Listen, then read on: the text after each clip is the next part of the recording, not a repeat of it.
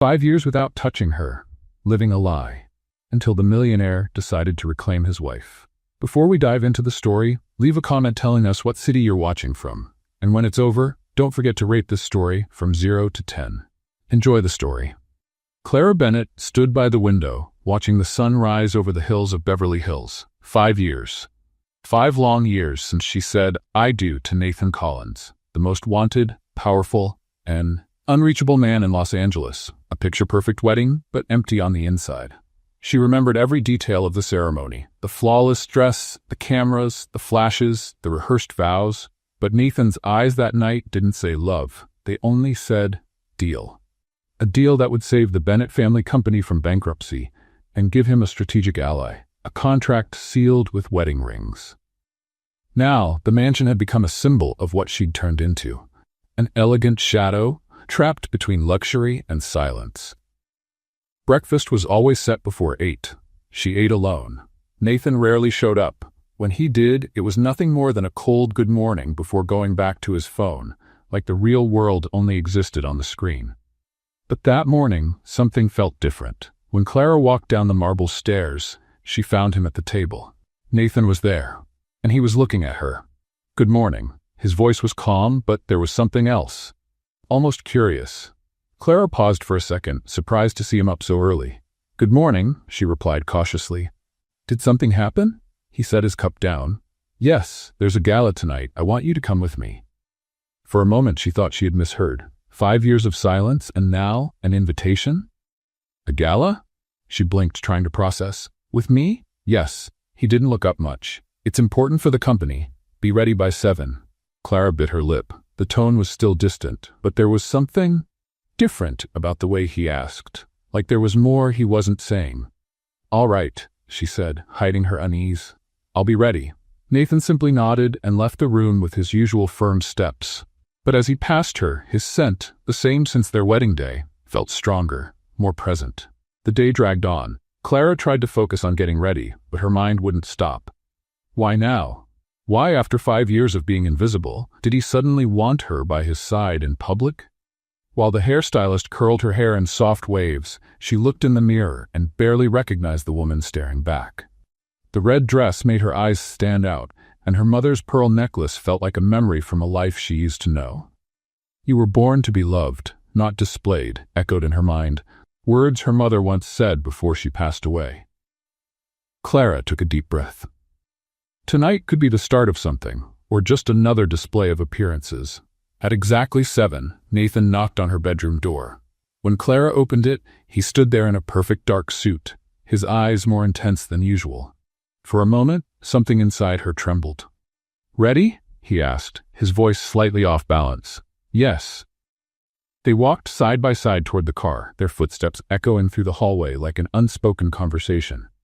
Inside the limousine, the silence was heavy. Nathan checked his phone. Clara looked out the window, their reflections blending on the glass. This is what we are, she thought, reflections that never touch. But then, in the middle of that silence, he spoke. "It's important that you stay close to me tonight. People, they'll want to meet you." Clara looked up, surprised. Finally, after 5 years, he turned away without answering. The tension between them felt like a wire pulled too tight, ready to snap. The event hall was stunning, full of golden lights and cheerful voices. The air smelled like champagne and ambition. The moment they walked in, every eye turned to them. Nathan Collins, millionaire CEO of Collins Industries, accompanied by his mysterious wife that almost no one had ever seen. Clara felt the flashes and the whispers. For a second, she wished she could disappear, but when she saw Nathan turn to introduce her, "This is my wife, Clara Bennett Collins," something unexpected happened. He smiled, a real one. It was quick, subtle, but genuine. That small gesture made her heart skip a beat. As they moved through the crowd of executives and investors, she kept her posture, until a friendly voice came from behind. "Mrs. Collins? I'm Alex Carter, investor with Westfield Group." The man was charming, with a warm smile and sincere eyes. Finally meeting the most mysterious woman in Los Angeles. Clara laughed, caught off guard by his easy tone. "Mysterious? I think that's a kind way to say reclusive." He laughed out loud. Nathan, sitting next to him, kept a neutral expression. Too neutral. Alex kept the conversation going, amused, and soon Clara felt alive. For the first time in years, someone saw her. Someone listened. But with every laugh, Nathan grew quieter. His gaze turned colder. Later that night, when Alex stepped away to take a phone call, Nathan leaned toward her, discreetly. "You seem to be enjoying yourself." Clara raised her eyebrows, maybe because someone finally wanted to talk to me. Nathan looked away, taking a deep breath. The dinner went on with laughter, toasts, and conversation. Clara felt strangely light. There was something freeing about being seen, not just as the CEO's wife.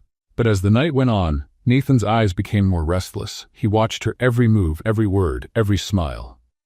Until, at the end of the event, Alex came back to say goodbye. "It was a pleasure meeting you, Clara. I hope to see you again soon." Before she could answer, Nathan stepped forward, firm. "I doubt it. My wife has a full schedule." Clara froze. His tone wasn't just protective, it was possessive. The drive home was silent, but different. The air between them felt charged. Clara stared out the window, trying to figure out what had changed, about him and about herself. When the car stopped in front of the mansion, she turned to say something, but Nathan was already watching her.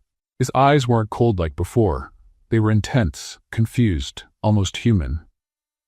For a moment, neither of them spoke. Then he broke the silence.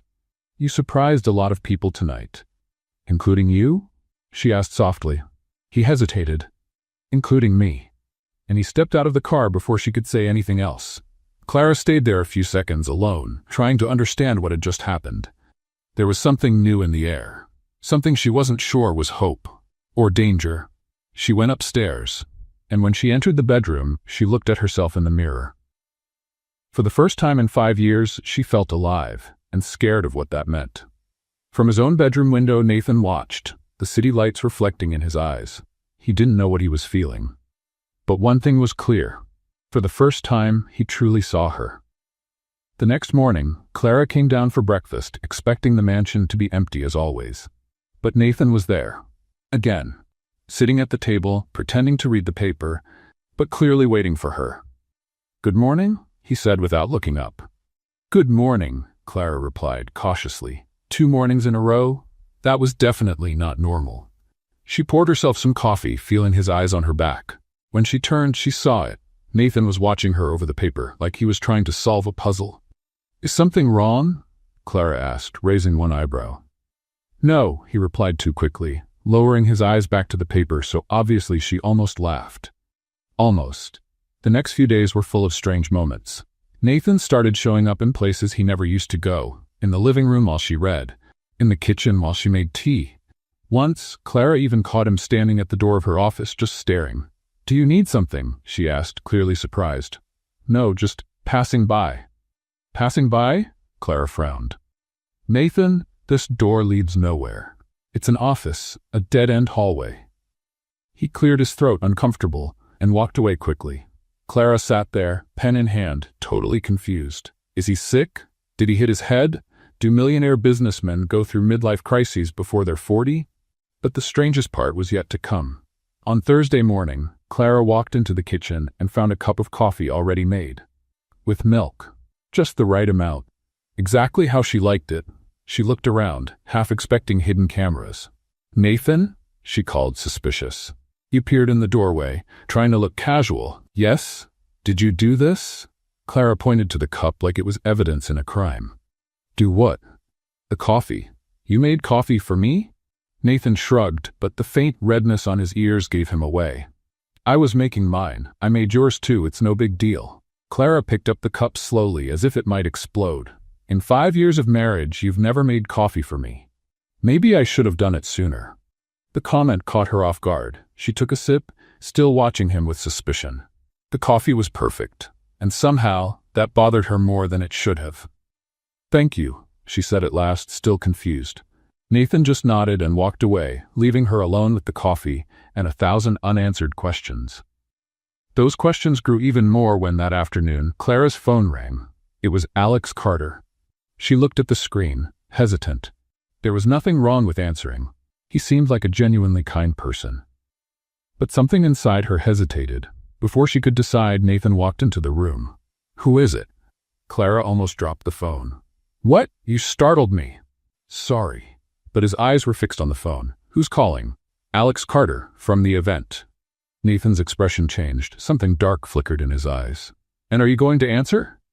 I don't know. Clara frowned. Why does it matter? It doesn't. Then why are you looking at me like I'm about to sell company secrets? Nathan looked away. I just think you should be careful who you get involved with. Clara crossed her arms. Get involved? Nathan, the man just said hello to me at an event. We're not planning to run away to Mexico. Good. Are you jealous? No. The answer came too quickly. Too defensive. Clara almost smiled. Almost. But there was something there. Something that confused and irritated her at the same time. For 5 years, Nathan had treated her like furniture, and now, all of a sudden, he cared who was calling her? You know, Clara said, her voice firmer now, if you have something to say, Nathan, say it, because this strange little dance is making me dizzy. He took a deep breath but said nothing. He just left the room, leaving her still holding the phone. The call went to voicemail. In the days that followed, Alex's messages kept coming.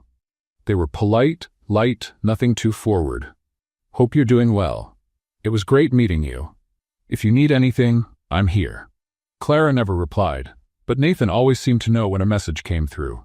As if he had some newly installed emotional radar. Him again? He asked one time, seeing her looking at her phone. Nathan, are you watching me? No, I just noticed things.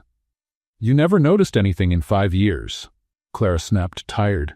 And now suddenly you're a private detective? Maybe I should have noticed sooner. That caught her off guard. She stared at him, looking for sarcasm. But Nathan looked sincere, and that was even more confusing. What's going on with you? Clara asked, softer now. Nothing. He paused, searching for the right words. I just want you to know that. Clara's phone rang. Again, it was Alex. Nathan froze. His eyes narrowed, his jaw tightened. Before Clara could react, he grabbed the phone from her hand. What are you doing? Clara tried to take it back, but Nathan had already answered. Hello. His voice was ice. Yes, this is Nathan Collins, Clara's husband. A pause. No, she can't talk right now. Not later. Not ever. Thank you for your interest. Have a good day. And he hung up. Clara stood frozen, her mouth open, her brain trying to process what just happened. You didn't just do that. I did. You had no right. I have every right. You're my wife. On paper. Clara shouted, the pain she had buried for 5 years finally spilling out. I'm your wife on paper, Nathan. You never treated me like a wife. You never looked at me, never talked to me, never cared. And now suddenly you act like you have some claim over me. I've always had a claim. No. The tears started falling, but the anger was stronger. You have no right. You ignored me for 5 years. 5 years, Nathan. I lived in this house like a ghost. And now that someone finally sees me, you want to play the jealous husband? I'm not playing. Then what are you doing? Clara was shaking now, years of silence crashing down at once. Why now? Why do I suddenly matter? Nathan stepped forward, his voice low but intense. Because I don't want to lose you. The silence that followed was deafening. Clara stared at him, trying to understand if she had heard him right. The words echoed in the room, heavy, real, impossible. You? What? I don't want to lose you, Clara. She shook her head, backing away. You can't do this. You can't ignore me for 5 years and then say something like that as if it's simple. I know I can't, but it's the truth. And I'm supposed to believe you? Her voice was a shaky whisper now. After everything? Nathan didn't answer. He just looked at her with a vulnerability Clara had never seen before. She couldn't take it. She turned and ran to the bedroom, locking the door behind her. She leaned against the wood, sliding to the floor, her hands trembling. For the first time in 5 years, her heart was racing because of him. And she didn't know if it was the beginning of something. Or the end of everything. The next morning, Clara woke up with swollen eyes and a heavy head. She hadn't slept at all. Nathan's words echoed in her mind like an annoying song she couldn't shake. I don't want to lose you. She looked at herself in the mirror and sighed. Great. Now I look like a raccoon that hasn't slept. She went downstairs expecting the house to be empty, like it usually was before all the chaos started. But no, Nathan was in the kitchen, wearing an apron. Clara stopped halfway down the stairs, blinking a few times to make sure she wasn't seeing things. Good morning, he said, forcing a smile that looked more like a grimace. Good morning. Clara walked over slowly, like she was approaching a wild animal. Are you wearing an apron? I am. Why? Because I'm cooking.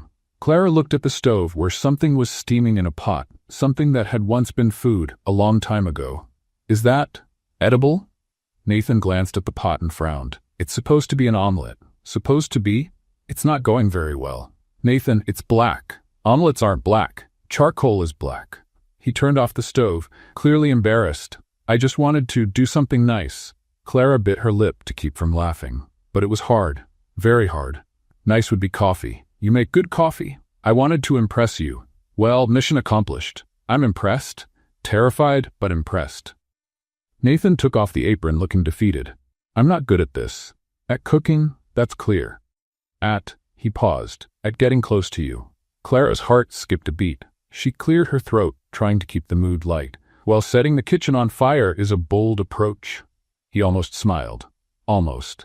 They stood there for a moment, the silence broken only by the annoying beep of the smoke detector. I think we should open the windows, Clara said, already moving. Nathan helped, and for a few minutes they worked side by side, waving towels to get the smoke out. It was ridiculous, completely absurd, but somehow almost comfortable. Are you wearing cologne? Clara asked suddenly. Nathan froze. I am. I've never seen you wear cologne in the morning. Maybe I should have worn it before. Clara rolled her eyes, but a small smile tugged at her lips. You're acting strange, Nathan. I know. And it's making me suspicious. It should. She stared at him, trying to figure out what he was thinking. But Nathan had been a closed book for so long, she didn't even know where to start. The rest of the day was filled with strange little moments. Nathan offered her a ride to the salon. She said no, but he insisted. In the car, he tried to make small talk. Your hair looks different. Clara touched the ends. It's been the same for 3 years. Oh, well, it looks nice. Thank you? Awkward silence. And that dress? Is it new? Nathan, you saw me wear this dress at the event. Oh, right? Well, still looks nice. Clara held back a laugh. Are you okay? Did you hit your head? Food poisoning? No, I'm just trying what? He didn't answer, just kept driving, that serious look on his face. But something about him felt different, almost vulnerable. That night, Nathan did something even more surprising. He got to the dining room before she did, and lit candles. Clara stopped at the door. What's going on here? Dinner. He pulled out a chair for her. Please, sit. Nathan, please. She sat down, still suspicious. The table was set, the candles flickered, and Nathan looked nervous. All right, Clara said, crossing her arms, let's talk. About what? About all of this. She gestured around. The coffee, the ride, the candles, you burning the kitchen. What's going on? Nathan took a deep breath. I'm trying to fix things. Why? Because I should have done it before. That doesn't answer my question. Clara leaned forward. Why now, Nathan? After 5 years? He opened his mouth, closed it, then opened it again, but said nothing. Clara sighed. That's what I thought. It's not easy to explain. Then try. But Nathan just looked away, and the silence returned. Dinner continued in that strange mix of discomfort and something that almost felt like peace. Nathan tried to keep the conversation going. He asked about her day, made random comments. Clara responded cautiously, but little by little she relaxed, until he said, Tomorrow, what do you think about having dinner out? Clara raised an eyebrow. Are you asking me on a date? I am. Nathan, we're married.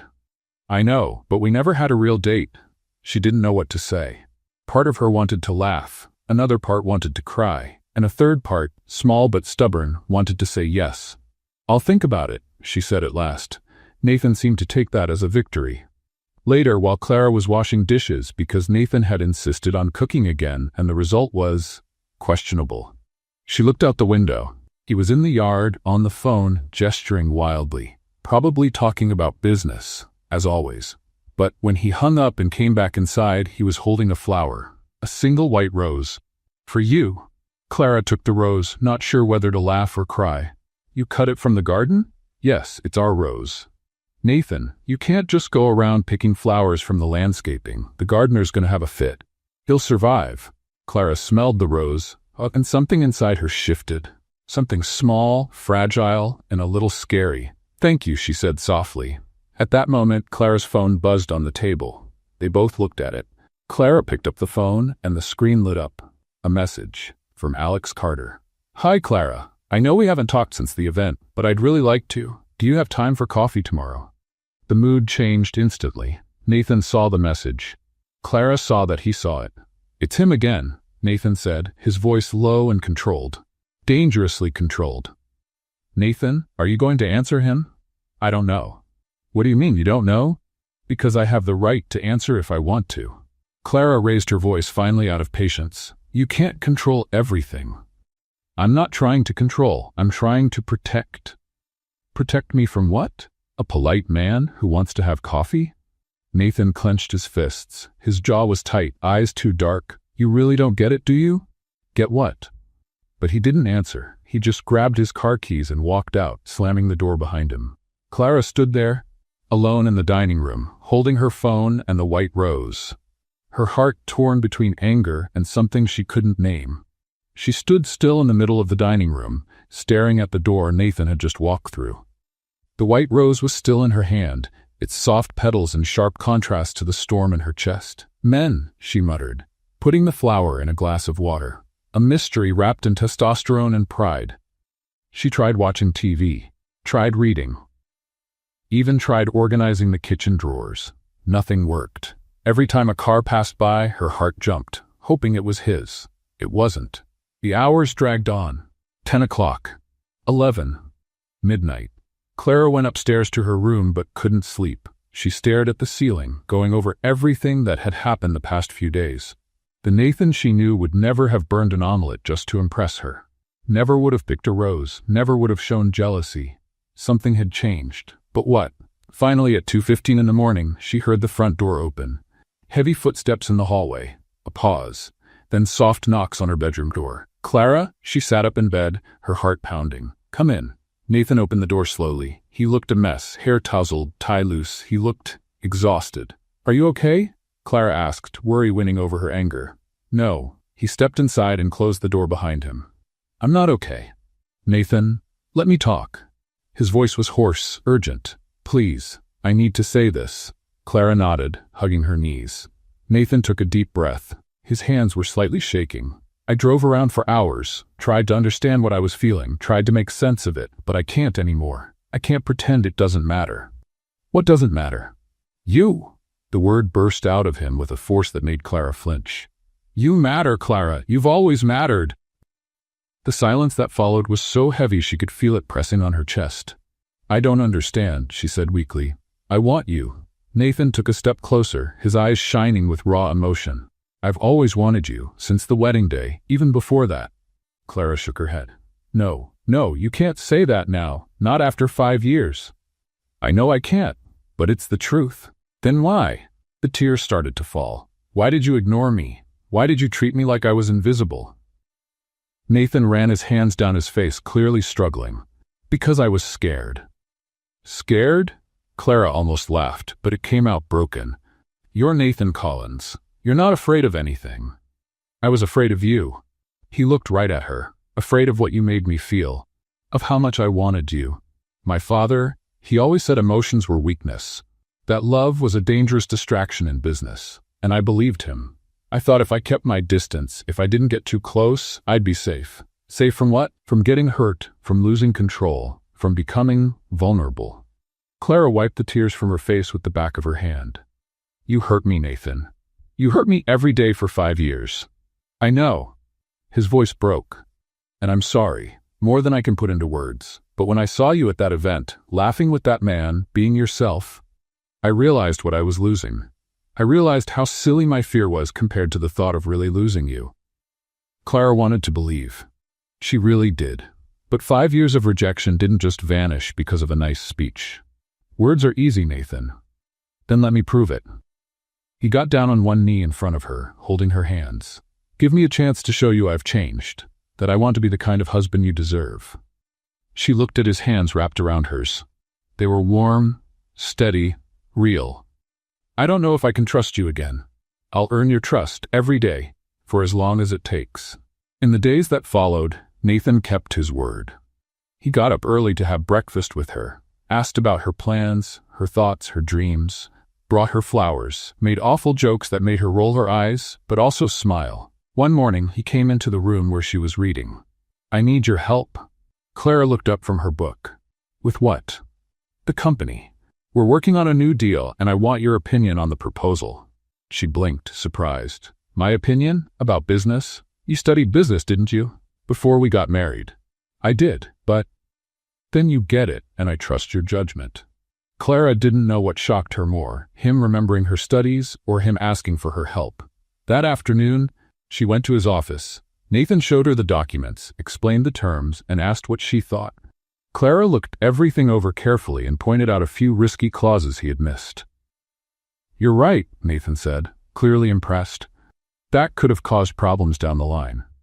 I had a great professor in college. He used to say if it's not written down, it doesn't exist." "Smart guy." Nathan smiled. "Thank you, Clara, really." She smiled back, and for the first time in 5 years, she felt seen. Appreciated. The weeks went by, and the distance between them started to shrink. Nathan included her in decisions. He listened when she spoke.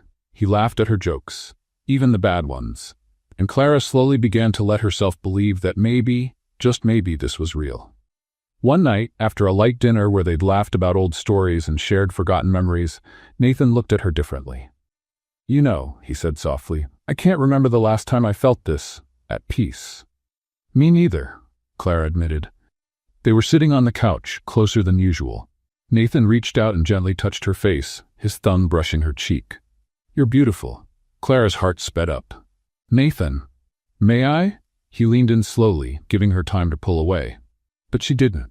His lips were just inches from hers when Clara felt a wave of panic rise. The tears came out of nowhere, warm and sudden. "Wait." She pulled back, her voice shaking. "Please, wait." Nathan stopped immediately, concern in his eyes. "What is it? Did I do something wrong?" "No, it's not you." Clara wiped her tears, breathing deeply. "I need to tell you something I should have told you a long time ago." "It's okay. You can tell me anything." Clara closed her eyes, gathering her courage. When she opened them, she spoke in a whisper. We never." She took another deep breath. "Nathan, I'm still a virgin." The silence that followed felt endless. Nathan stared at her, taking in her words. "You? 5 years of marriage, and we never—" She couldn't finish the sentence. "You never wanted to. You never tried. And I held on to that, like it was my fault, like I wasn't good enough to—" "Stop." Nathan cupped her face gently in his hands. "Please stop. It wasn't your fault. Never was. It was mine. My cowardice, my own stupid fear. I felt so rejected for so long." "Clara, look at me." He waited until her eyes met his. "You are the most amazing woman I've ever known. Beautiful, smart, strong, and I was a complete fool for not showing you that every single day. But that ends now. I promise I will spend the rest of my life showing you how special you are. In your time, in your way, no pressure." "You promise?" "I promise." And when Nathan pulled her into his arms, Clara finally let herself believe that maybe, just maybe, they could truly start over. Nathan held her for a long time, like he was afraid she'd vanish if he let go. When they finally pulled apart, he gently wiped the tears from her cheeks with his thumbs. "Thank you," Clara whispered.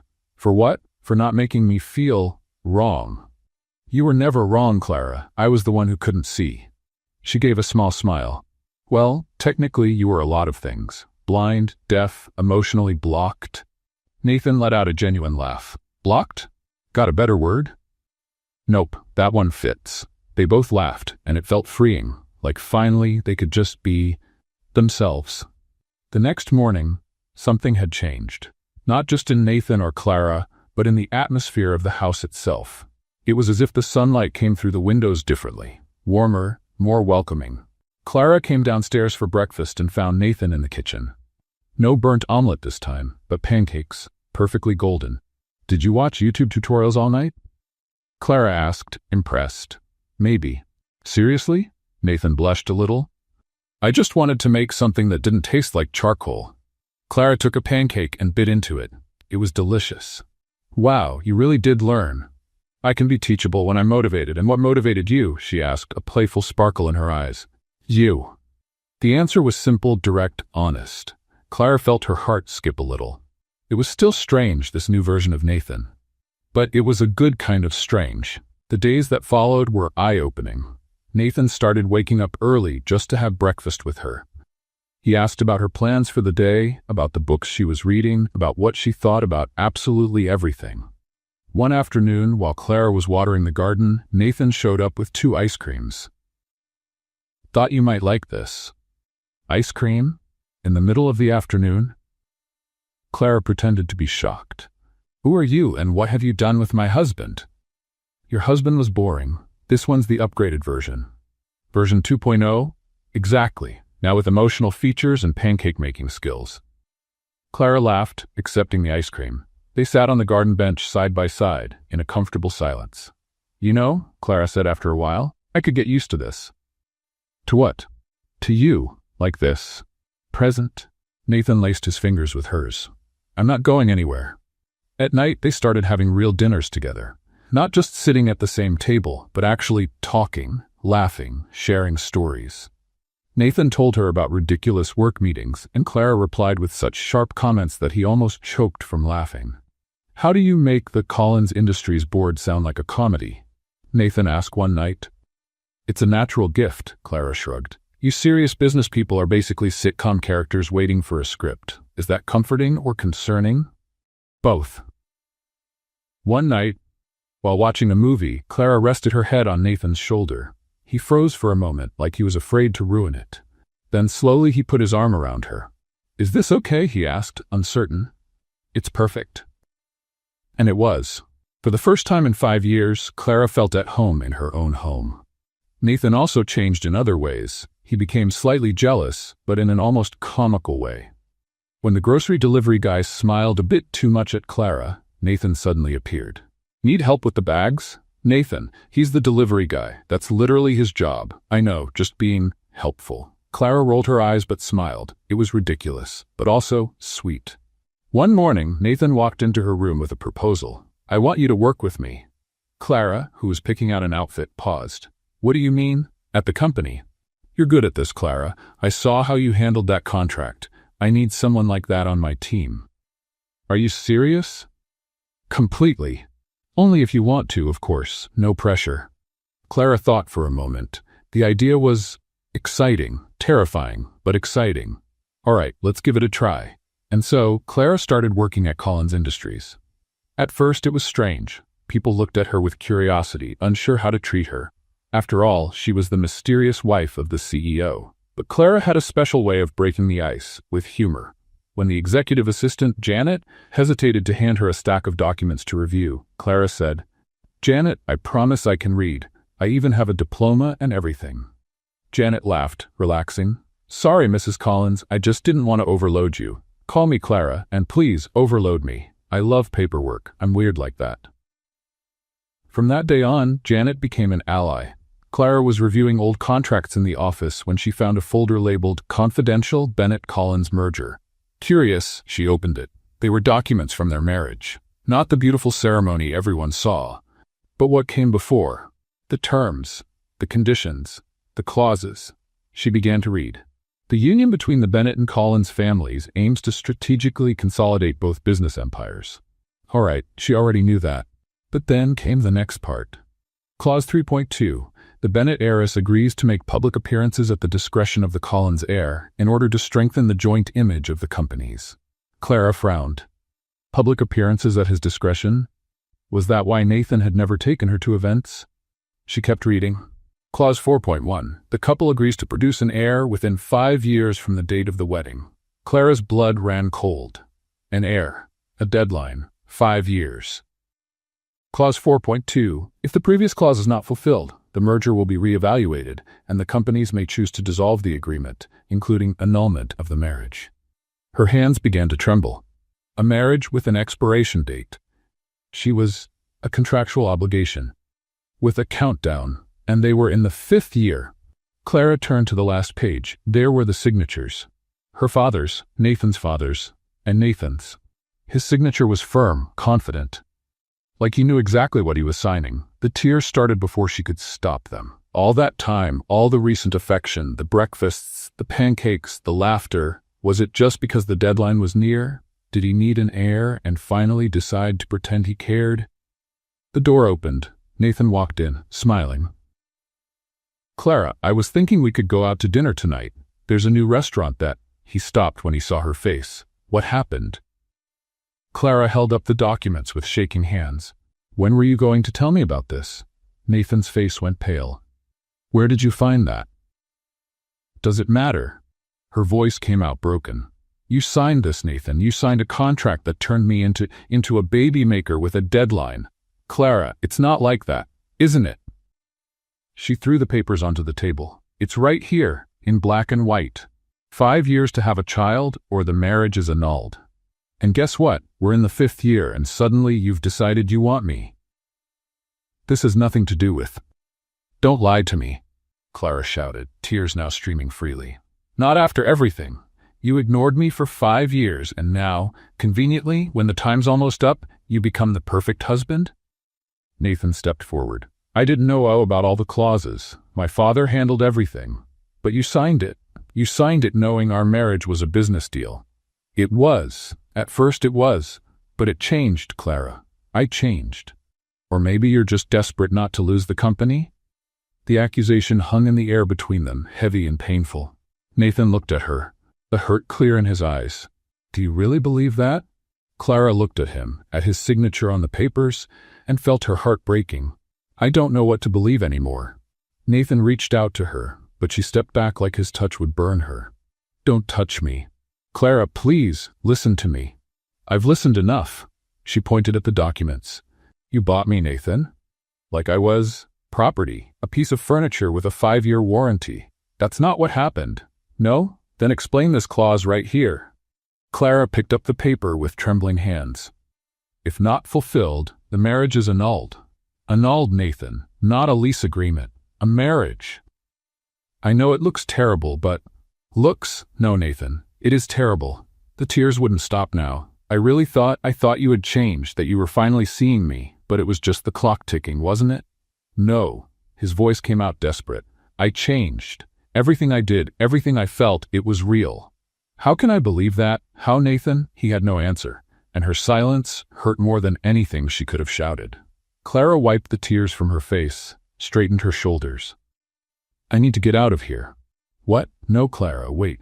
I can't stay. Not now. Not while you're looking at me with those sad eyes, and I'm trying to figure out if anything between us was ever real. It was all real. 5 years, Nathan, she yelled, the pain finally breaking loose. 5 years where you treated me like air, like I didn't exist, and now you want me to believe you suddenly love me? How convenient, especially with millions of dollars at stake. It's not about the money. It was always about the money. Clara grabbed her purse. For you, for my father, for your father. Everyone but me. I was the fool who actually thought marriage meant something. Nathan stepped in front of the door. You can't leave like this. Move. Clara, move, Nathan. Her voice was calm now, dangerously calm. Or I swear I'll scream until someone calls security, and this will be on the front page of every paper tomorrow. He looked at her for a long moment, the pain plain in his eyes. Then, slowly, he stepped aside. Clara walked past him without looking back. The hotel was impersonal and cold, the complete opposite of the mansion. But at least here, Clara could cry without worrying about running into Nathan in the hallway. She dropped her suitcase on the floor and fell onto the bed. The tears came all at once, years of rejection mixed with weeks of false hope. Idiot, she whispered to herself. Idiot, idiot, idiot. How could she believe?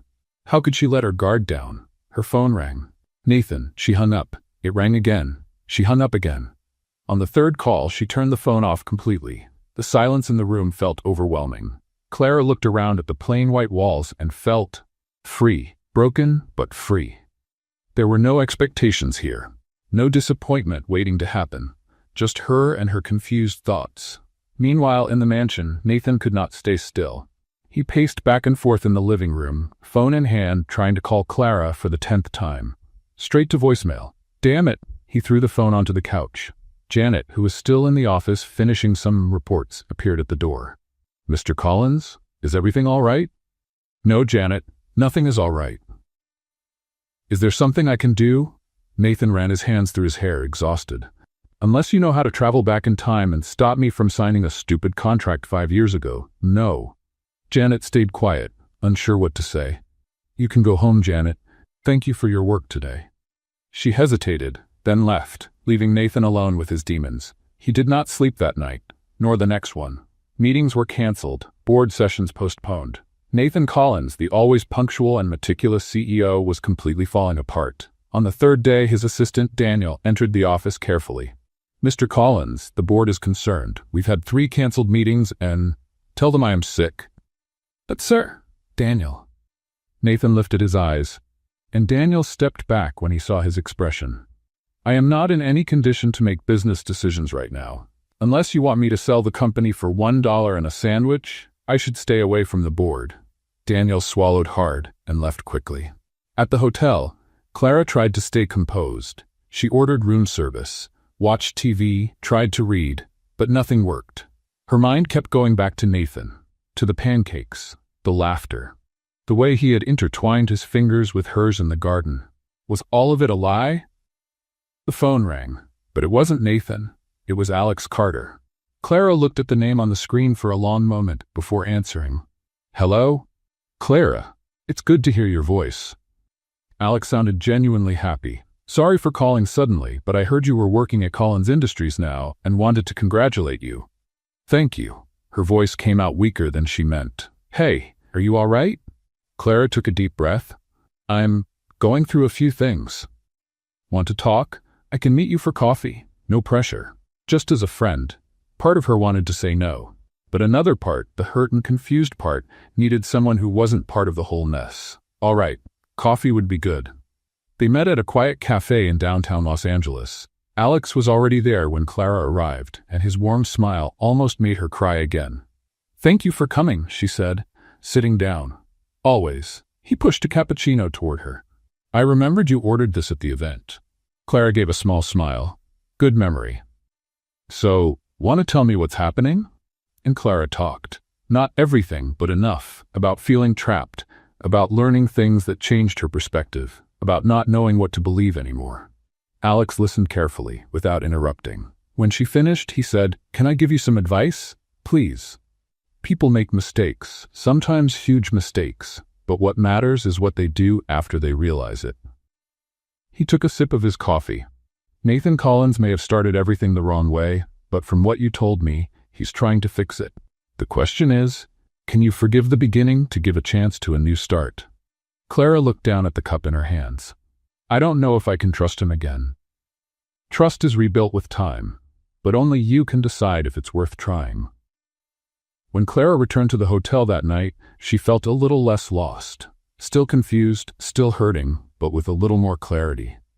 Maybe Alex was right. Maybe the question wasn't whether Nathan had made mistakes. He had many, but whether he truly wanted to fix them. But before she could think more about it, her phone buzzed with a news alert. Nathan Collins announces temporary resignation from Collins Industries for personal reasons. Clara read the headline 3 times, unable to believe it. Meanwhile, at the Collins mansion, Nathan stood in front of his father for the first time in days. Gregory Collins was a commanding man, with gray hair and a piercing gaze. He looked at his son with a mix of irritation and concern. "Have you lost your mind?" he thundered. "Stepped down temporarily? In the middle of negotiations with Europe? I don't care about the negotiations." "You don't care? This is your company." "No." Nathan looked him straight in the eye with a determination the older man had never seen before. "It's your company. It always has been. I just followed the script you wrote, the arranged marriage, the contracts, the ridiculous clauses, all of it. I did what was necessary to protect our legacy." "You destroyed my life," Nathan shouted, and Gregory stepped back, surprised. "You made me sign a contract that turned my wife into an obligation with an expiration date. You taught me that love was weakness and emotions were a distraction, and I believed you." "Nathan, but that's over." His voice was calm now. Frighteningly calm. "I'm giving it all back, every cent that came from the merger with the Bennetts, and I'm starting from scratch." Gregory turned pale. "You can't do that. You'll ruin years of work." "I don't care." Nathan turned to leave. "For the first time in my life, Dad, I'm doing something because I want to. Not because it's strategic, not because it strengthens the company, but because it's right." "This is madness." Nathan paused at the door, looking at his father one last time. "No." Madness was wasting 5 years with the woman I love because you convinced me emotions were weakness. Madness was signing that contract without reading it. But this, he pointed to himself, this is courage, something you'll never understand. And he walked out, leaving Gregory Collins alone with his anger and his empty empire. The next morning, the law office of Harrison and Associates was packed. Lawyers, shareholders, board members, all looking at Nathan Collins like he had completely lost his mind. "Mr. Collins," said Theodore Harrison, the senior attorney, adjusting his glasses, "are you absolutely sure about this?" "Absolutely. We're talking about $150 million, possibly more." "I know how to do math, Theodore." One of the shareholders, a heavy-set man named Howard, stood up. "This is insanity. You're destroying years of work." "No." Nathan remained calm, so calm it was unsettling. "I'm correcting a mistake that never should have happened." "Mistake?" Howard turned red. "The Bennett-Collins merger was the best thing that ever happened to both companies. It was the worst thing that ever happened to my marriage." The silence that followed was heavy. Theodore cleared his throat. "Mr. Collins, legally speaking, you're under no obligation to return anything. The contract was fulfilled within the terms." "I'm not doing this because I have to." Nathan looked around the table. "I'm doing it because it's the right thing to do. The Bennett family entered that agreement to save their company. We took advantage of a desperate situation. And me? I turned an incredible woman into a contractual clause." Another shareholder, a middle-aged woman named Patricia, spoke gently. "And does Mrs. Collins agree with this?" Nathan looked down. "She doesn't even know yet, but it doesn't matter if she agrees or not. This is something I have to do." Howard slammed his hand on the table. "You're throwing away your inheritance over marital guilt?" "No," Nathan met his gaze. "I'm reclaiming my humanity, something I lost the day I signed that damned contract." The discussions went on for hours. Numbers were presented, alternatives were proposed. But Nathan stood firm. By late afternoon, the documents were ready. With a pen in his hand and his heart racing, Nathan signed the full transfer of the shares his family had acquired in the merger back to the Bennetts. Each signature was a fortune being returned, each initial a piece of his empire crumbling. But when he finished, for the first time in years, Nathan felt light. Theodore looked at him with a mix of respect and concern. "You realize this is going to cause a media storm, don't you? Let it come." While Nathan was restructuring his financial life, Clara was in her hotel room, trying to do the same with her emotional one. She had woken up that morning with a strange discomfort. She rushed to the bathroom and threw up. It wasn't the first time in the past few days. "Great," she murmured, washing her face. "Now, I'm not just emotionally wrecked, I'm physically wrecked too." "Wonderful." She ordered ginger tea from room service and tried to calm down. It was probably just stress. People under stress got sick all the time. It was normal. But the nausea continued. Then came the dizziness and the delay. Clara looked at the calendar on her phone and her heart skipped a beat. "No." She shook her head. No, it can't be." But the more she thought about it, the clearer the signs became. With shaking hands, Clara walked to the nearest pharmacy. She wore sunglasses and a scarf on her head, feeling ridiculously like a spy in a bad movie. The clerk, a young woman with pink hair, gave her a friendly smile. "Can I help you?" I need a..." Clara lowered her voice. "A pregnancy test." "Of course," the girl said, far too loudly. Clara almost dove behind the counter.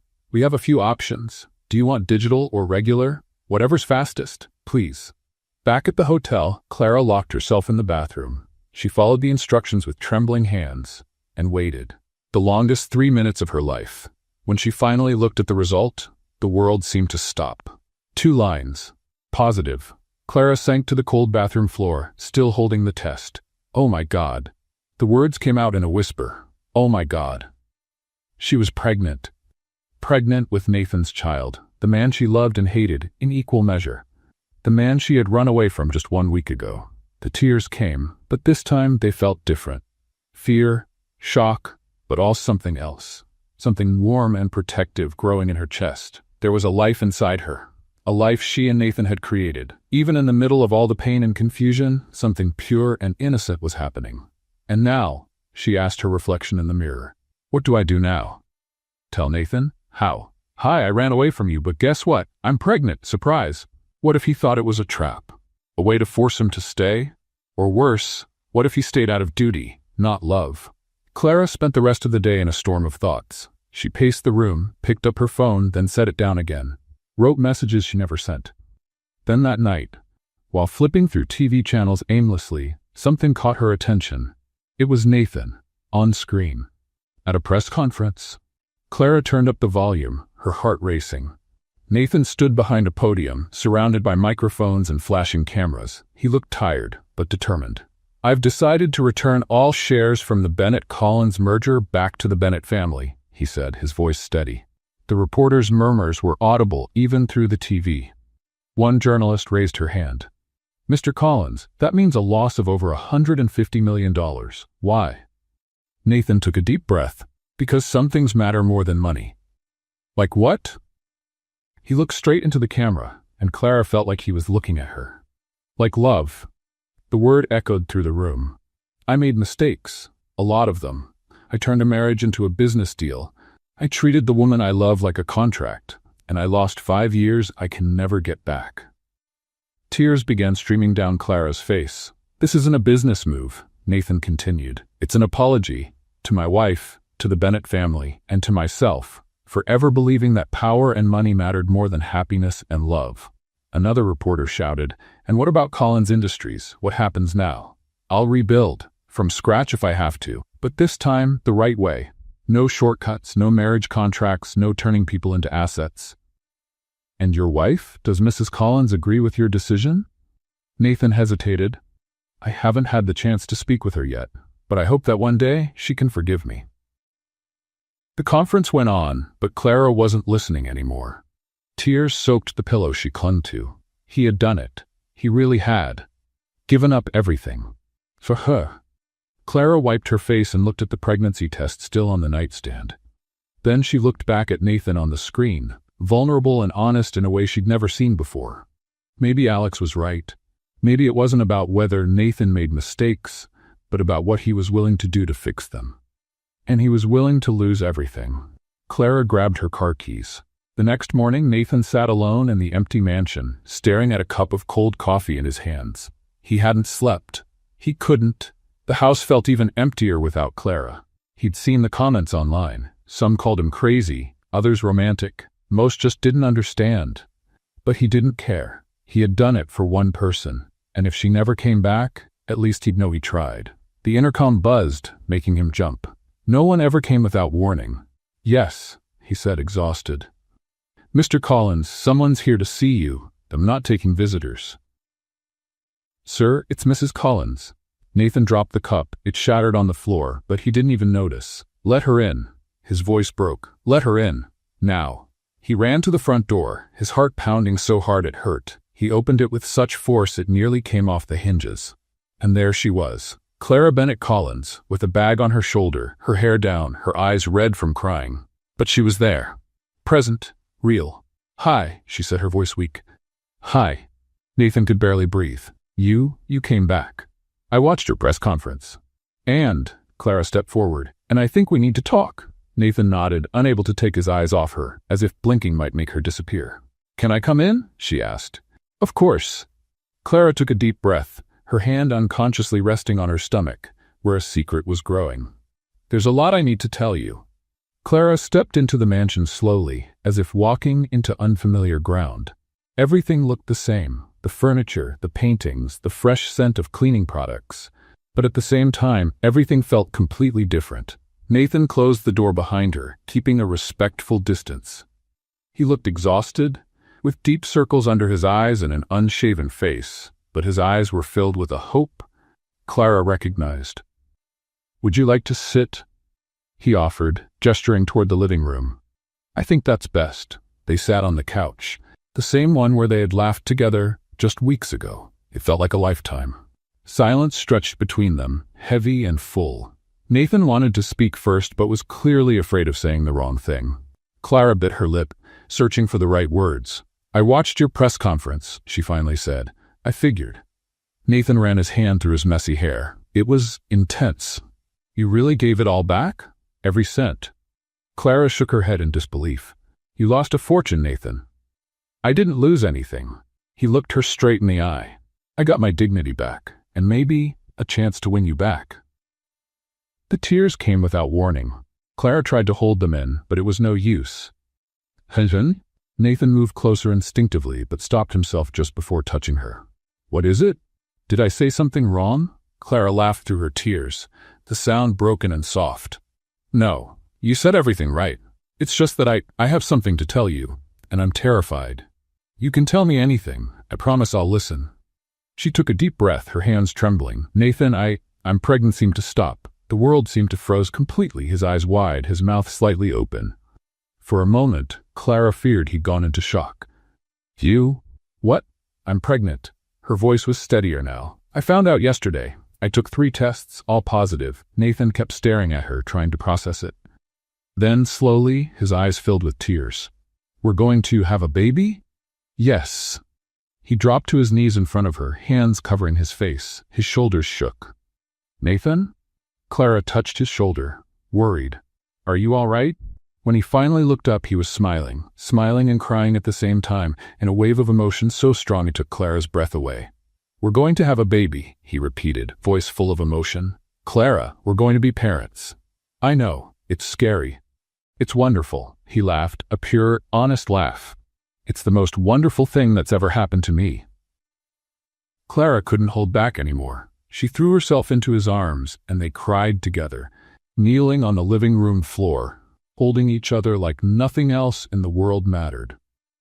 I was so afraid to tell you, Clara confessed. I thought you'd think it was a trap, or that you'd stay with me out of obligation.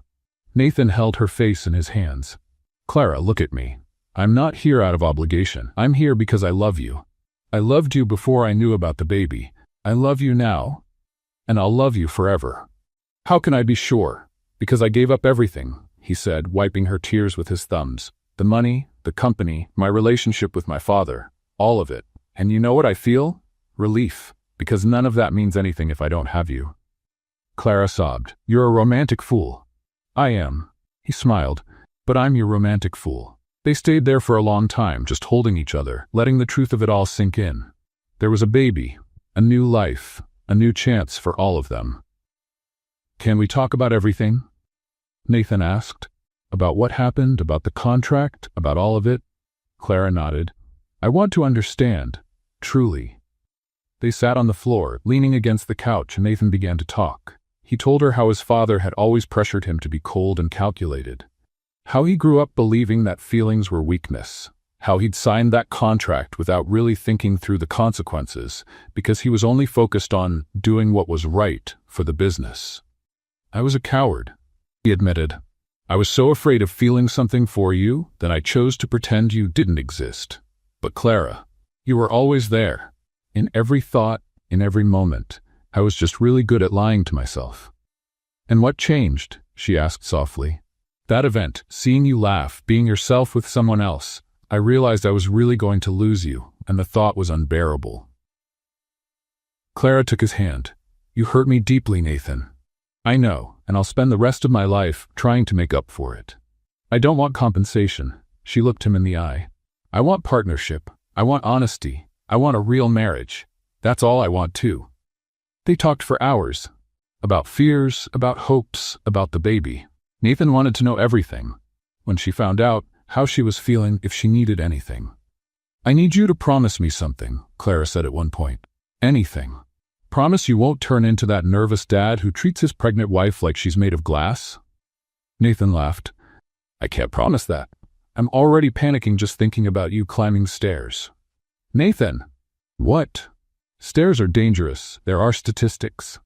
Clara rolled her eyes, but she was smiling. You're going to be unbearable, aren't you? Absolutely. He pulled her closer. But you love me anyway. I do. The words came naturally, without fear. I love you, Nathan Collins, even when you're an overprotective idiot with emotional constipation. Hey, I've overcome the emotional part. True, now you're just the overprotective idiot. They both laughed, and it was freeing, as if all the weeks of tension finally melted away in that one light-hearted moment. You know what's funny? Clara said. For 5 years I dreamed of this moment, of you finally seeing me, And now that it's happening, it feels surreal. It does to me too, Nathan kissed her forehead. But it's real, Clara. I promise it is. He suddenly stood up, startling her. What is it? Wait here, just a minute. Nathan ran upstairs. Clara heard doors opening and closing, drawers being pulled. She laughed, imagining him frantically searching for something. When he came back, he was out of breath and holding a small box. Clara's eyes widened. Nathan, what? He got down on one knee and her heart skipped a beat.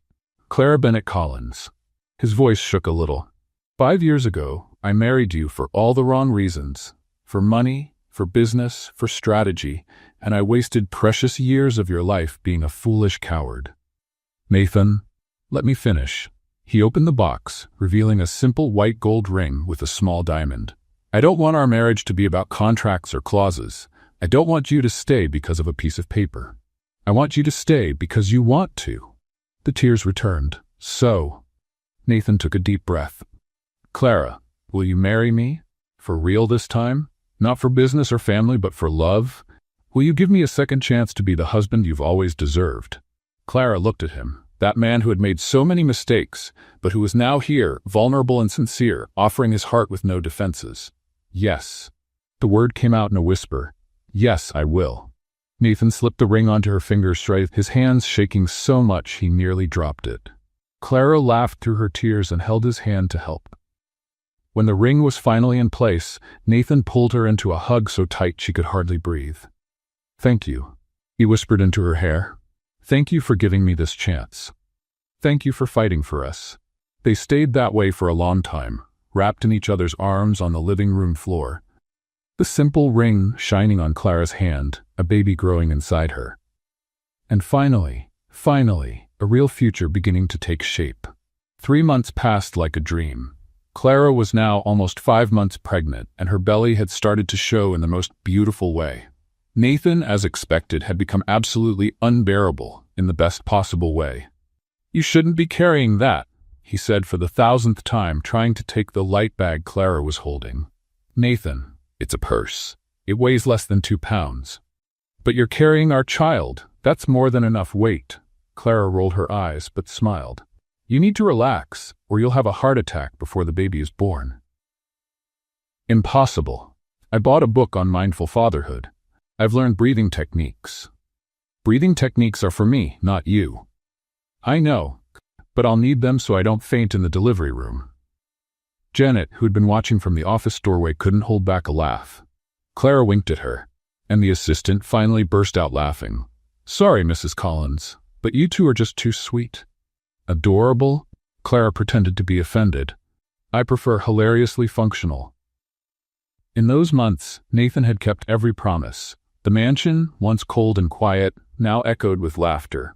They had coffee together every morning. They had dinner while talking about everything and nothing. And Nathan, true to his overprotective nature, had already turned an entire room into a nursery. Even though Clara kept insisting it was too early. Is it too pink? He asked one night, looking at the walls he had painted himself. Considering we don't know the gender yet, yes, it's very pink. But what if it's a girl? And what if it's a boy? He'll grow up thinking he lives inside a flamingo. Nathan frowned. I can repaint it. Nathan, no. Clara held his hand. It's perfect, and if it's a boy, we'll paint it later. No drama. Are you sure? Completely. Now come here. This flamingo is hungry. The idea to renew their vows came up on an ordinary morning while they were having coffee. You know, Nathan said, playing with Clara's fingers, I've been thinking. That's never a good sign. Hey, he pretended to be offended. I do have good ideas sometimes. Sometimes is the key word. Well, this one is good. Nathan stood up and knelt in front of her. Clara was used to these dramatic gestures of his. How about we renew our vows? Clara froze with her cup in midair. Renew? Yes, a real ceremony. Small, intimate. Just the people we love. No contracts, no pressure. Just the two of us promising to stay together because we want to. Her eyes filled with tears. Pregnancy hormones, of course. You really want that? More than anything. I want to start our story again. The right way. Then yes, she smiled through the tears. Let's renew our vows. The ceremony was set for a sunny autumn Saturday. They chose the mansion's garden, decorated simply with white flowers and light wooden chairs. Nothing flashy, nothing over the top, just perfect. Clara wore a champagne-colored silk dress that fit her baby bump perfectly. Her hair was loose in soft waves, topped with a small flower crown. She looked radiant. Nathan was waiting for her at the simple altar, and when he saw her, his eyes filled with tears. "You look," he couldn't finish the sentence. "Beautiful, huge, like a whale?" Clara joked. "Perfect." He took her hands. "You look perfect." They had only invited 20 people, Janet and Daniel from the company, a few of Clara's close friends, and surprisingly, Gregory Collins was there too. Nathan's relationship with his father was still complicated, but they were trying. Gregory came up before the ceremony.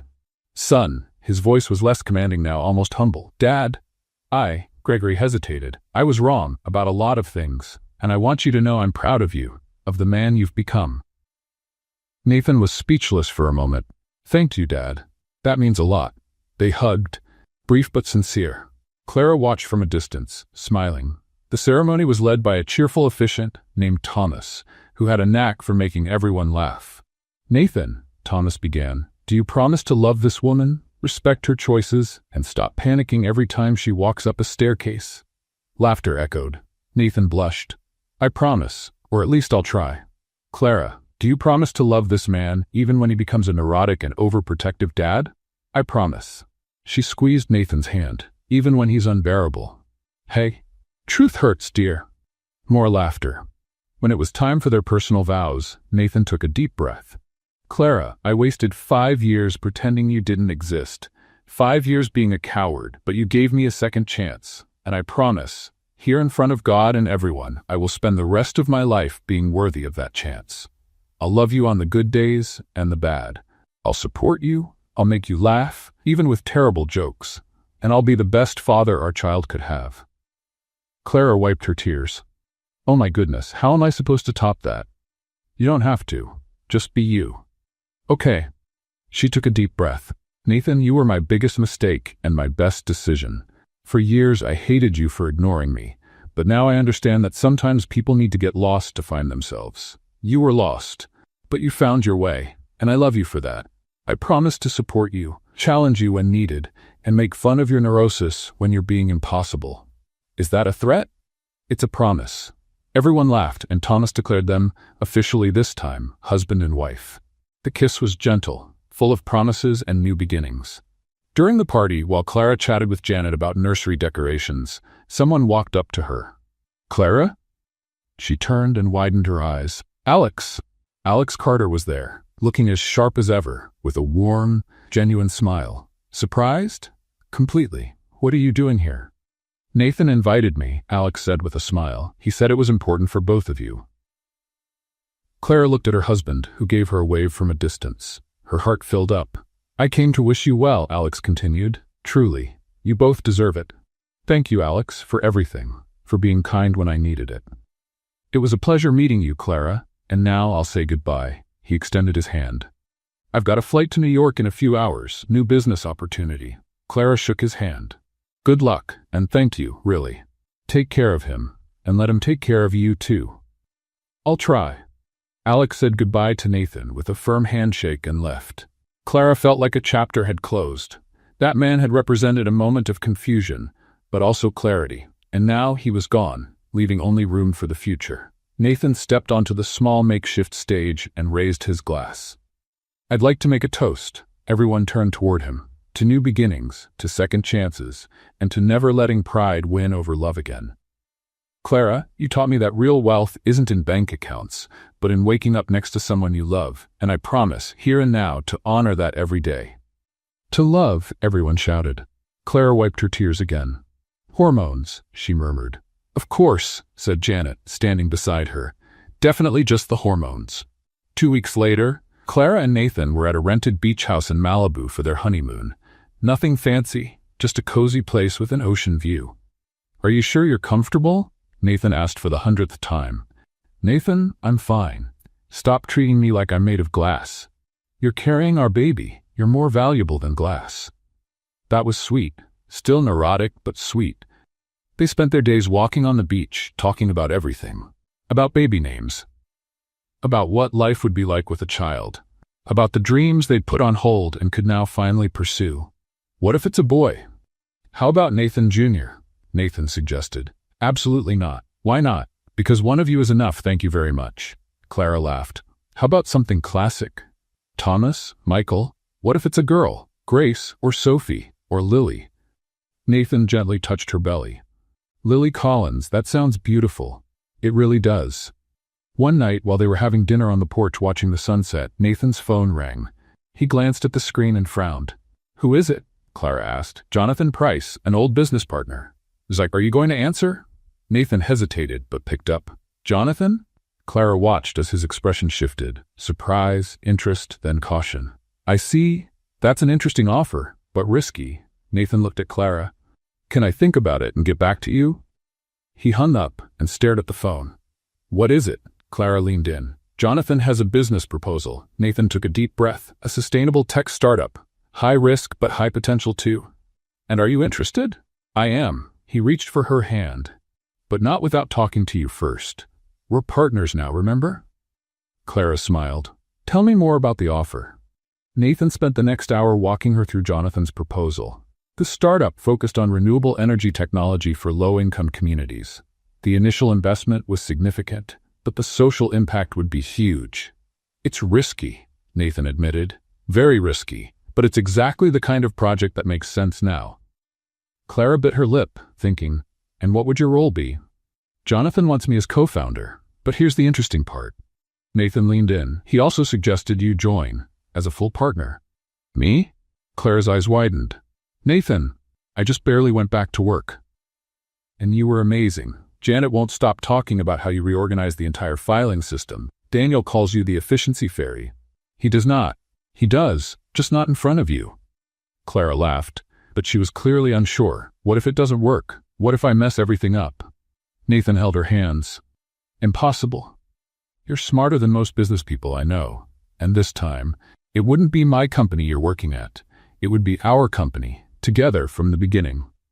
Collins and Bennett Consulting? Clara suggested. Actually, I was thinking of something else. Nathan smiled. How about Bennett and Collins? You first. You're joking. I'm completely serious. Clara felt her eyes well up. Again, those hormones. This means a lot to me. I know. That's why I want to do it right. They stayed up late, talking through all the possibilities. Clara shared her concerns. What if work took over their lives? What if they started arguing again? What if the baby came right in the middle of all the chaos? Then let's set some rules, Nathan suggested. Clear boundaries between work and home. No business talk after 8 p.m. Weekends are sacred. Family time only. What if something urgent comes up? We handle it together. As partners. Clara took a deep breath. All right, let's do it. The next day, they called Jonathan and accepted the offer. The following month was organized chaos. Meetings with lawyers, brainstorming sessions, building the business model. Clara discovered she had a natural talent for operations and logistics, while Nathan thrived in strategy and investor relations. The company was officially registered as Bennett & Collins International Consulting, a fusion not of families or fortunes, but of dreams and purpose. The first office was small, 3 rooms in a commercial building in downtown Los Angeles. Nothing like the luxury of Collins Industries, but it was theirs, truly theirs. This place feels like a glorified closet, Clara said on their first day, looking around. It's cozy. Nathan, the meeting room fits 6 people. Barely. If everyone breathes at once, we'll suffocate. Details. He pulled her into a hug. It's our glorified closet. Janet agreed to join them as office manager and brought Daniel along. The small startup team was dedicated and full of energy. As the months passed and Clara's belly grew, balancing work and personal life became more challenging and sometimes hilarious. One morning, Clara was in a video call with potential investors when the baby kicked hard. As I was saying, our sustainability model. Ow, she winced. Is everything all right, Mrs. Bennett? One of the investors asked, concerned. Perfectly fine, Clara smiled, holding her belly. The baby just had something to say about our third-quarter numbers. Nathan, sitting beside her, struggled to keep a straight face. When the meeting ended, he burst out laughing. The baby had something to say? He could barely talk through his laughter. Clara, you're amazing. Hey, it was a solid recovery for someone who just got kicked in the ribs, in high definition in front of 5 investors. Like any partnership, the occasional disagreement popped up. Clara thought Nathan was too cautious. Nathan thought Clara took too many risks, but they learned to negotiate, to compromise, to find common ground. "You're impossible," Clara exclaimed one day after a heated debate about expansion. "And you're stubborn." "I prefer the term persistent." "Stubborn. Persistent." They stared at each other for a second. Then Clara laughed. Nathan followed. Soon they were laughing so hard, Janet came in to check if everything was okay. "We're fine," Clara said, wiping tears of laughter. "Just having a healthy, functionally dysfunctional marriage." "Is that even possible?" Janet asked. "For us it is," they both replied at the same time. When Clara reached her 8th month of pregnancy, Nathan's overprotectiveness reached new heights. "You shouldn't be going up those stairs," he said for the 1000th time. "Nathan, it's 3 steps. 3 dangerous steps. You bought a non-slip mat for each one. You can never be too careful." Daniel leaned over to Janet and whispered, "Is he going to survive the delivery?" "Honestly, I'm worried," she replied. A week before the due date, they had a crucial meeting with international investors. It was the biggest opportunity for the company so far, a deal that could put them on the global map. "Maybe you should stay home," Nathan suggested, for the 3rd time that morning. "Absolutely not." Clara adjusted the blazer that barely fit over her belly. "I worked just as hard on this proposal as you did. I'm going." "But what if?" "Nathan Collins, if you finish that sentence, I swear I'll go into labor just out of spite." He raised his hands in surrender. Okay, you're going, but I'm driving. Obviously, you haven't let me touch the steering wheel in 3 months. The meeting was scheduled for 2 in the afternoon. At 10 a.m., Clara started feeling a strange discomfort in her back. "Just tension," she muttered to herself. "Pre-meeting stress. Totally normal." By noon, the discomfort had turned into occasional cramps. Clara ignored them. She wasn't going to miss that meeting, not after all the work they'd put into it. 2 o'clock came. The conference room was packed. 6 investors from 3 different countries. Nathan opened the presentation with confidence, and Clara followed with data and projections. Everything was going perfectly, until it wasn't. A sharp pain shot through Clara's abdomen. She paused mid-sentence, taking a deep breath. "Mrs. Bennett?" One of the investors leaned forward. "Are you all right?" Yes. Clara forced a smile. "Just where was I?" "Oh right, 2nd-year projections." Another contraction. Stronger this time. Clara gripped the table. Nathan looked at her, eyes wide. "Clara?" "I'm fine," she whispered through clenched teeth. "Keep going." But as she took her next step, she felt something wet run down her legs. "Oh no." "My water." Clara looked at Nathan, her eyes wide. "My water just broke." Time seemed to stop. Nathan went pale, completely pale, like all the blood had drained from his body. "Your what?" "My water, Nathan. The baby's coming." "Now?" "Yes, now." "Do you think I planned this?" The investors stood up in a panic, offering help in 3 different languages. Janet appeared out of nowhere with towels. Daniel was already on the phone with emergency services. And Nathan? Nathan was frozen in place, staring at Clara like she was an alien. "Nathan," Clara shook him. "Breathe." "I can't." His voice was high and shaky. "The baby, the hospital, the water, not in that order, or maybe in that order, I don't know." "Oh my goodness, he's having a breakdown," Janet muttered. Clara, despite the pain, couldn't help but laugh. "Nathan Collins, you faced angry shareholders, lost millions, defied your father, and now you're panicking because your baby decided to be born?" "Yes," he yelled. "Because this is real and terrifying, and you're having a baby now."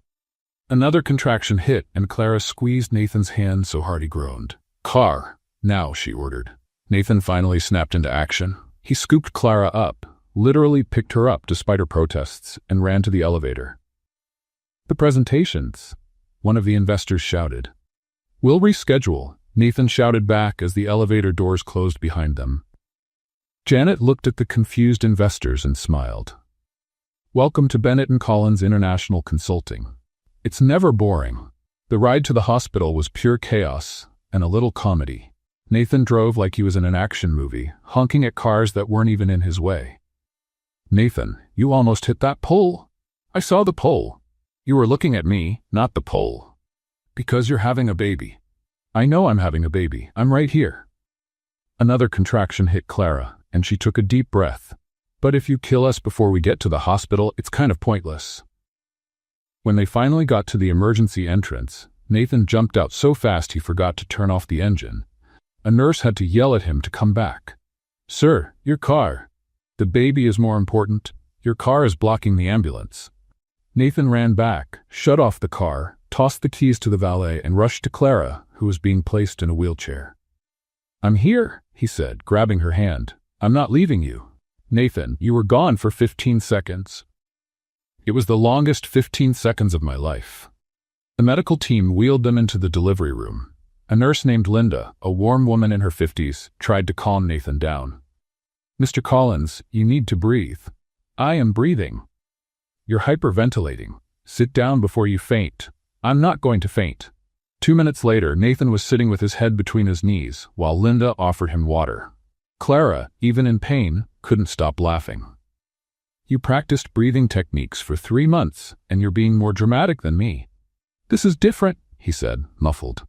"When we practiced, you weren't having real contractions." Dr. Harrison, the OBGYN, walked in with a calm smile. "Well, looks like we've got a baby eager to meet the world." He glanced at Nathan. "And a dad eager to meet the floor." "I'm fine," Nathan said, standing up shakily. "Of course you are," Dr. Harrison winked at Clara. "We've got a bucket ready, just in case." The next few hours were intense. Clara was strong, stronger than she ever imagined. Between contractions, she cracked jokes to keep spirits up and to distract Nathan, who was clearly on the verge of a nervous breakdown. "You know," she said at one point, "if I survive this, you're not allowed to complain about anything for the next 10 years. "Agreed completely," Nathan said, kissing her forehead. "You're the most amazing woman in the world. Remember that when I wake you up at 3 a.m. to change a diaper, I'll change every diaper. Forever. I'm holding you to that." After 6 hours of labor, Dr. Harrison finally announced, "It's time. With the next contraction, I want you to push, Clara." Nathan held her hand, and Clara squeezed it so tightly that he winced. But he didn't complain. He just stayed there, whispering words of encouragement. "You can do this. I know you can. You're strong. You're amazing." Then, in a moment that felt like time had stopped, a cry filled the room. "It's a boy," Dr. Harrison announced, holding up a small, perfect baby. Clara started crying. Nathan did too. Nurse Linda, who had witnessed hundreds of births, wiped her eyes quietly. The baby was quickly cleaned and placed on Clara's chest. She looked at that red, wrinkled little face and felt her heart overflow. "Hi, little one," she whispered. "We've been waiting for you for so long." Nathan, kneeling beside the bed, gently touched the baby's tiny hand. The boy grabbed his finger with surprising strength. "He's perfect," Nathan said, his voice choked. "Absolutely perfect." "What should we name him?" Clara asked. Nathan looked at her, then at their son. "How about Henry? Henry James Collins." "Henry." Clara tried the name. "Henry Collins. I love it." "Welcome to parenthood," Dr. Harrison said with a smile. "Get ready to never sleep through the night again." "I don't mind," Nathan answered, eyes still on his son. "I'd do it all again. 1,000 times." The months that followed were a roller coaster.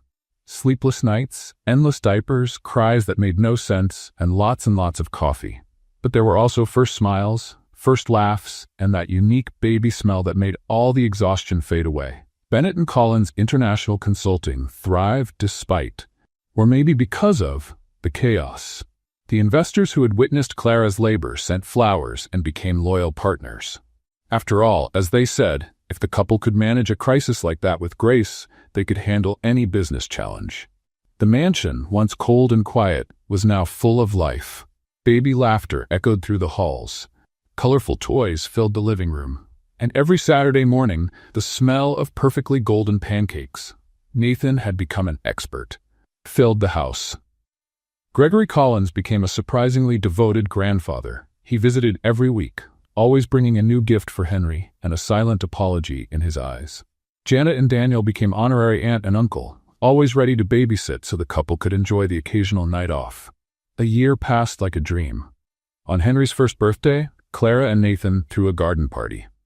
Simple decorations, colorful balloons, a 3-tier cake. Clara insisted on baking, a bit lopsided but perfect, and the people they loved. Henry, now with dark hair and curious eyes like his father's, sat in his high chair happily smashing a piece of cake with his hands. He definitely got your grace, Nathan joked, taking pictures. And your modesty, Clara replied. As the afternoon went on and guests chatted cheerfully, soft music started playing. Nathan reached out his hand to Clara. May I have this dance? In the garden? In front of everyone? Exactly, in the garden, in front of everyone. Clara took his hand and they began to dance slowly on the grass. Nathan was clumsy. He'd never been a good dancer, but he didn't care, and Clara loved every awkward step. You know, Nathan said, pulling her closer, I've done a lot of things wrong in my life, but somehow I ended up here, with you, with Henry, with a life worth living. Clara rested her head on his chest, listening to his heartbeat. True love can't be bought, Nathan. It's built, with patience, with forgiveness, with courage, and we built it, together. And we'll keep building. Every single day. Every single day, she agreed. Henry shouted from his high chair, wanting attention. They both laughed and walked over, each taking one of his frosting-covered hands. Gregory snapped a photo of that moment. The three of them, smiling, bathed in sunlight and happiness. Clara looked around, at the mansion that was now a home, at the people they loved, at the man she almost lost but who fought to stay, and at the boy who represented everything they had overcome. She leaned in and whispered in Nathan's ear as Henry laughed between them. At last, we are what we were meant to be from the beginning. A family. Nathan kissed her forehead, then Henry's. A family, he repeated, smiling. The best family in the world. And there, under the blue Los Angeles sky, with the sound of laughter and the smell of cake in the air, the Collins family began the rest of their lives. Together. Finally. Completely. What did you think of Clara and Nathan's story? Leave your thoughts in the comments. Rate this story from 0 to 10. What score would you give it? Don't forget to subscribe to the channel and click the bell so you don't miss any of our stories. And check out more touching stories by clicking right here on the final screen.